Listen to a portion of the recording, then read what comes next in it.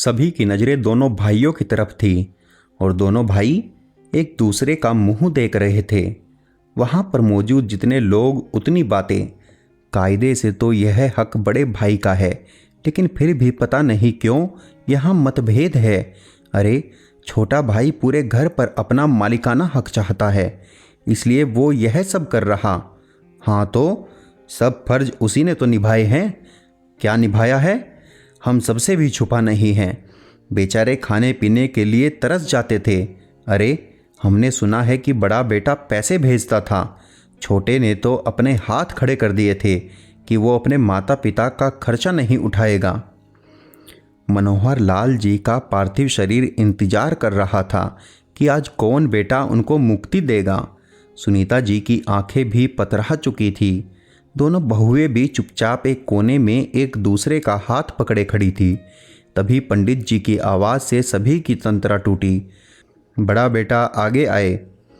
बड़ा बेटा नवल अपने छोटे भाई धवल का हाथ पकड़कर आगे आया। पंडित जी, पापा के अंतिम संस्कार की सभी विधियां धवल करेगा। नवल की बात सुनकर सभी चौंक गए। पंडित जी बोले, लेकिन यह हक बड़े का है। हक?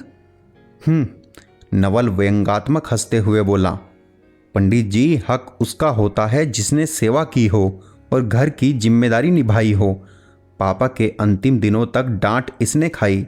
कैसे भी जतन करके यह पापा को हॉस्पिटल लेकर गया। पापा के हर दुख का सबसे पहले हिस्सेदार यह बना, तो आज मैं यह हक इससे कैसे छीन लूँ? बड़ा बेटा होने का मैंने क्या ही फर्ज निभाया, सिवाय इसके कि हर महीने मैं फर्ज के नाम पर धनराशि भेज देता था, क्योंकि जानता था कि इससे ज़्यादा मैं नहीं कर पाऊँगा। पापा कभी मेरे साथ रहने को तैयार नहीं हुए और मैं नौकरी छोड़कर यहाँ नहीं रह सकता था।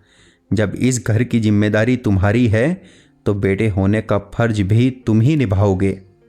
धवल भैया बोलकर उसके गले लग गया। नवल के आज इस फैसले से धवल के दिल में नवल के लिए बनी दरार मिट गई। धवल ने सभी क्रियाकर्म किया और नवल उसका हाथ मजबूती से पकड़े था।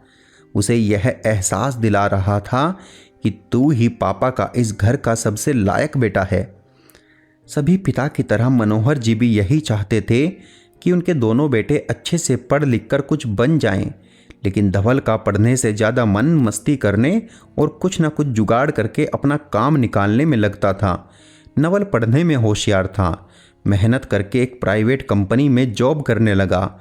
जब तक बेटा माता पिता के अनुसार चलता है वो सबसे अच्छा और लायक बेटा रहता है, लेकिन जिस दिन उसने अपनी खुशी देखी उसी दिन उससे सारे रिश्ते तोड़ लेने की धमकी दे दी जाती है। और अगर बेटे की खुशी को अपना भी लिया तो उसे वो मान कभी नहीं मिलता। नवल ने जब अपनी सहकर्मी मित्र प्रिया से शादी करने की बात कही तो उसे स्वीकार तो कर लिया, लेकिन फिर मनोहर जी ने कसम खा ली कि उसका और बहू का चेहरा कभी नहीं देखेंगे। धवल के ऊपर अब सारी जिम्मेदारी आ गई और उसने निभाया भी। नवल हर महीने पैसे भेजकर अपनी जिम्मेदारी पूरी कर रहा था। बड़े बेटे के दूर जाने का गम मनोहर जी के व्यवहार में नजर आने लगा। वो हर बात में धवल को डांटने लगे।